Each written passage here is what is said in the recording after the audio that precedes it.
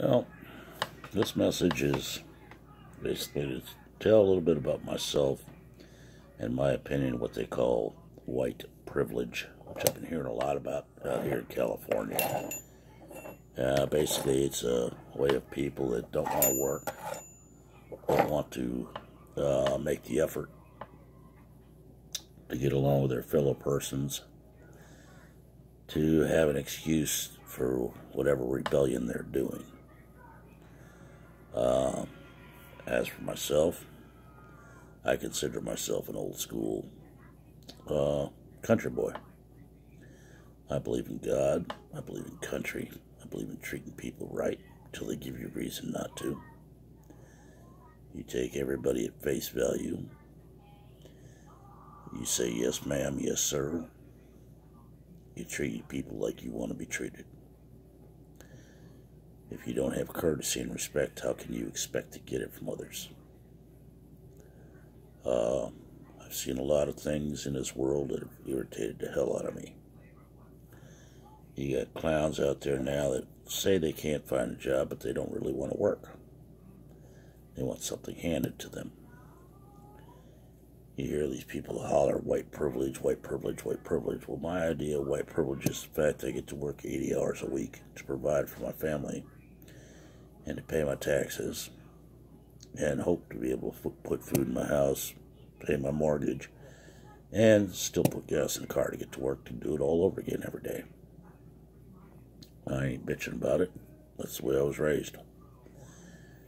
You got people that seem to think that just because they got a job with somebody that they're supposed to be able to dictate the terms. It doesn't work that way, people. You're taking a man's money, you give him a day's work. You may not like the work, but you have to remember you're getting paid for it. You know, you got people out there that seem to think that flipping burgers gets them $15 an hour. They don't understand the back cost of that. If you're getting $15 for flipping burgers, that hamburger meal that you bought yesterday is going to cost you $2 or $3 tomorrow. Because the franchise owner is not going to take a loss just because you got your feelings hurt and want $15 an hour. If you want a better job, get off your butt, get an education, go to a trade school, get yourself a trade. You know, I'm not all for unions, but unions have done their jobs. You get a trade school going to where you can get into a union. That's a good deal. Do the man right. You pay him you give him an honest day's work for an honest day's pay. Bingo, you got it made. But most of these people seem to think they should get paid for just showing up and not doing anything. Well, I run a company. I've been in the process of trying to find new people for the last month and a half, 2 months now. I've put out ads out there. I've gotten 40, 50 responses to the ads, and I've had 3 people walk through the door. That's not a very good average. A whole lot of people are interested in a job, but none want to put the effort to come in and put in an application. That makes you think something about it.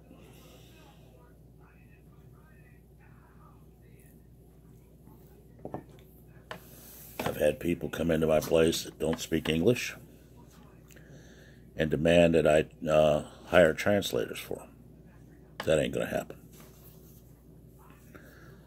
You know, since we're on that point, let's just put it this way. As far as immigration goes, my opinion on that, if you've been in this country for 10 years or more and kept your nose clean, not been in any trouble with the law, yeah, there should be a way to fast track you in. But the illegals are their own worst enemies, in my opinion. And people say I'm wrong about that, which is their right. But I'm going to explain it.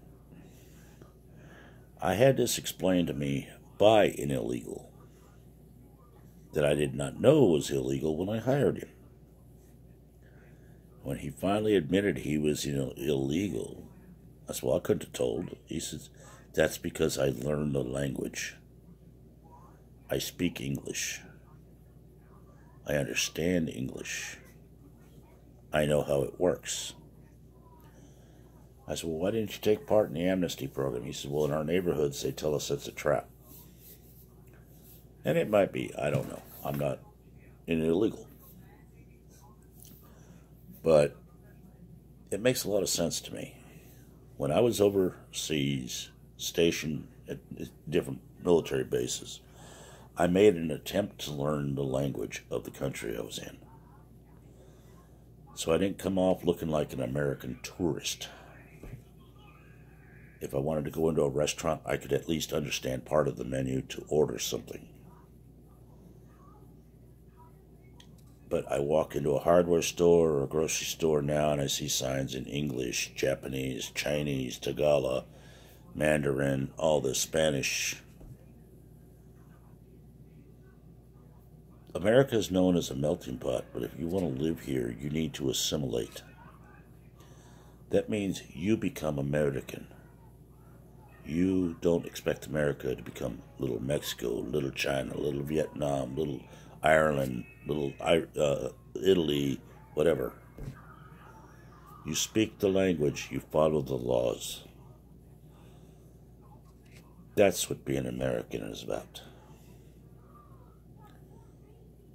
And that's why people say that, call me a racist because I don't understand this new world we live in. Well, the new world sucks. Let's be honest. Unicorn lovers seem to think everybody's going to just smile, get happy, and get along with everybody. Just because that's the way it should be. That's the way Sesame Street should be. Do you know the way to Sesame Street? Well, no. Frankly, the indoctrination needs to stop.